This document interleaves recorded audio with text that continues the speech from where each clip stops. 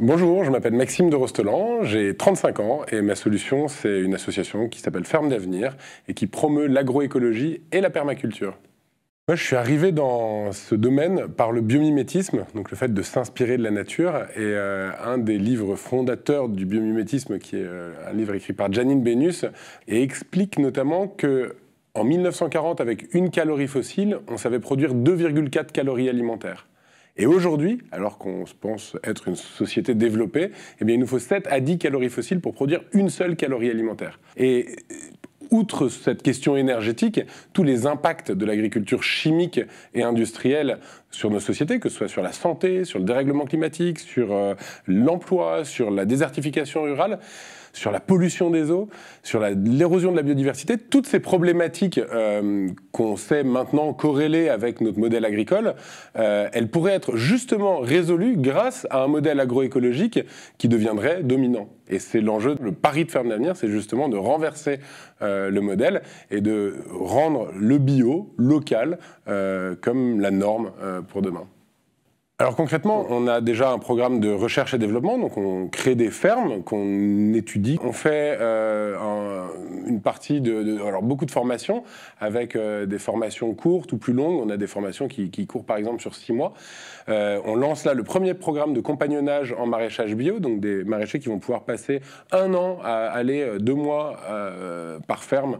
Et donc du coup, ils vont aller sur 6 fermes différentes. Et à l'issue de ce parcours de compagnonnage, on leur offre des CDI pour des fermes qu'on est en train de créer.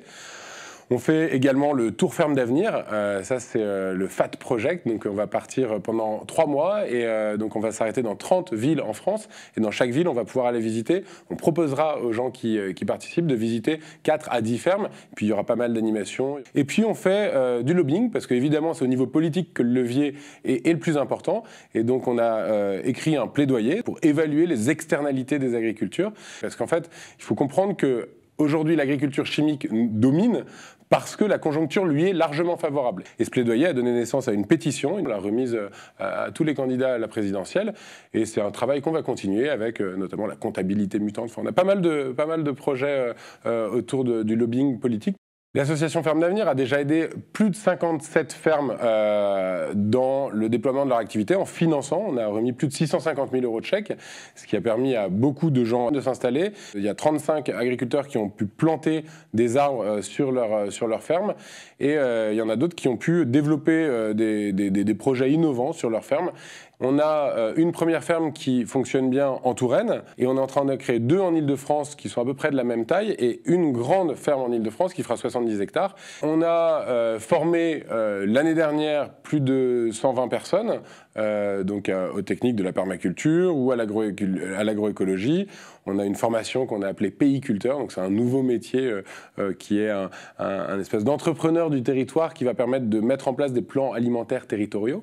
Notre objectif, c'est clairement que toute l'alimentation chimique disparaisse d'ici 25 ans et que tout le monde puisse manger bio et local. Et pour ce faire, en fait, il faut remonter toute la filière. Donc, sur la formation, on va reprendre un lycée agricole en 2018. Sur le financement, on a monté donc Bluebees, qui est une plateforme de financement participatif. On a levé l'année dernière plus d'1,5 million d'euros, qui sont partis aussi vers des projets entièrement agroécologiques. Et puis, au niveau lobbying, on a fait cette pétition, la pétition Ferme d'Avenir, qui a été signée plus de 70 000 fois. Sur l'accompagnement, on fait beaucoup de formations. Sur le foncier, on a préconisé, grâce à la pétition, plusieurs lois qui pourraient favoriser l'installation de maraîchers ou d'agriculteurs sur les territoires. Et il y a aujourd'hui un appel d'air, on le constate, la bio prend entre 20 et 40% par an selon les produits. Et aujourd'hui, l'enjeu, c'est bien d'avoir l'offre qui va en face de cette demande. Et aujourd'hui, elle n'existe pas. Ou alors, on fait venir du bio de Pologne ou d'Espagne, ce qui est un petit peu dommage.